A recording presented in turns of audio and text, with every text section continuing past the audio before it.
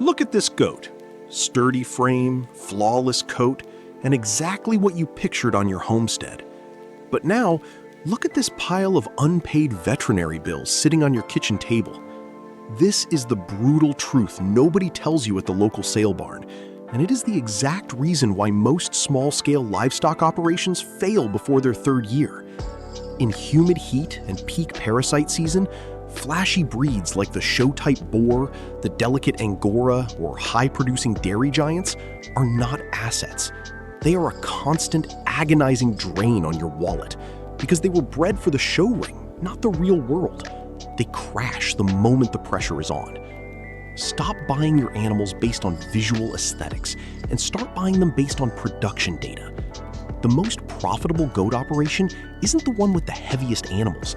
It's the one that never needs a veterinarian.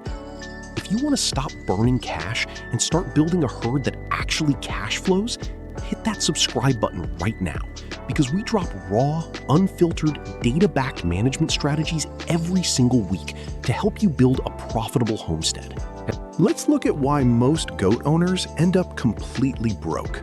It is not because of feed costs, land size, or bad luck. It is bad breed selection. People pick a goat because it looks impressive in a photo, and then they spend the next 5 years fighting the genetic consequences. What actually separates a low-maintenance herd from a financial money pit comes down to 5 strict metrics: parasite resistance, hoof integrity, kidding ease, forage efficiency, and climate tolerance.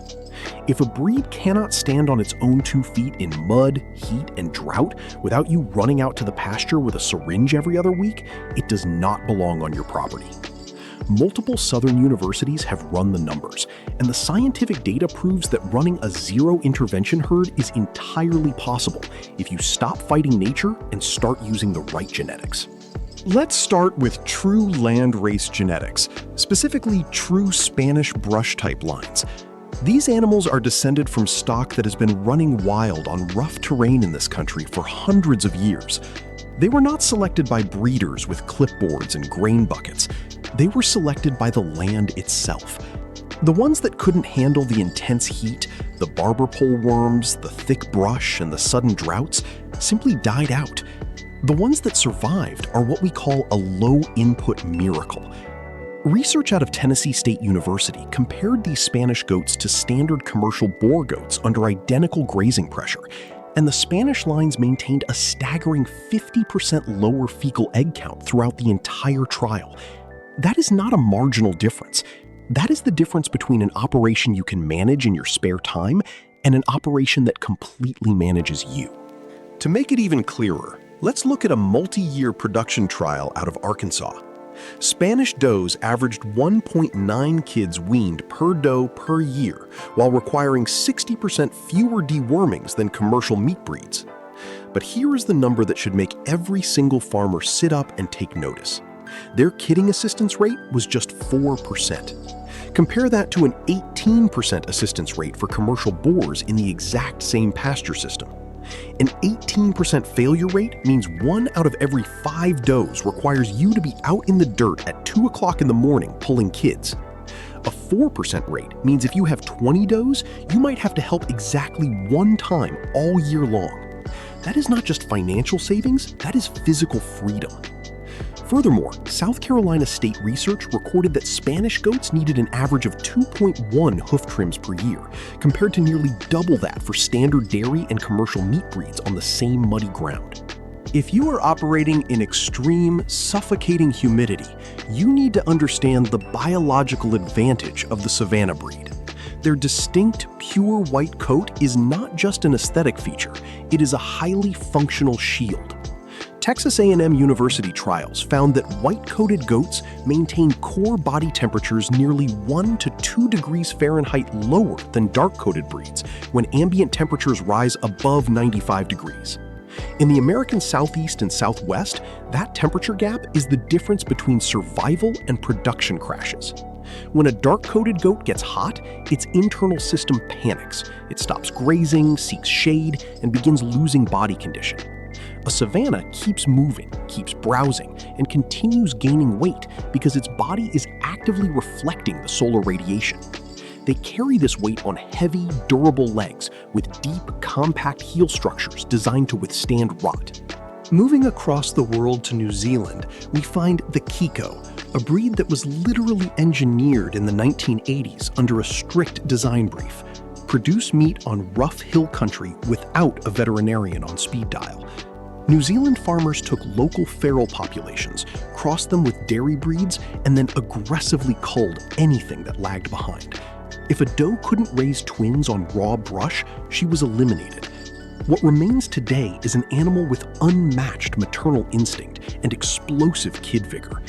Southern U.S. university trials consistently show that Kikos average 40% to 50% lower parasite loads than commercial boars on the same pasture. When the commercial goats are crashing from anemia, the Kikos are thriving. The absolute golden rule when buying Kikos is simple. Pasture-proven performance always beats expensive paperwork. If a breeder cannot show you documented individual fecal egg counts and historical kidding intervention rates, walk away immediately.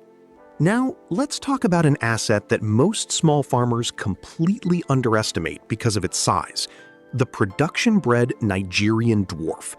Do not confuse pasture-raised production lines with pampered show ring lines. They are two entirely different animals wearing the same name.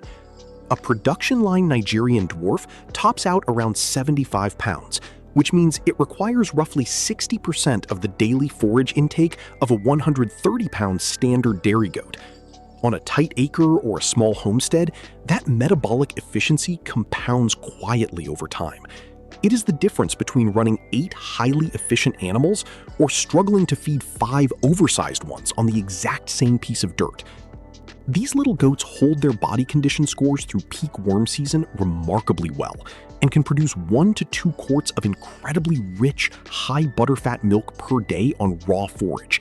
They give a family exactly what they need without the crushing feed bills of a full-size dairy animal.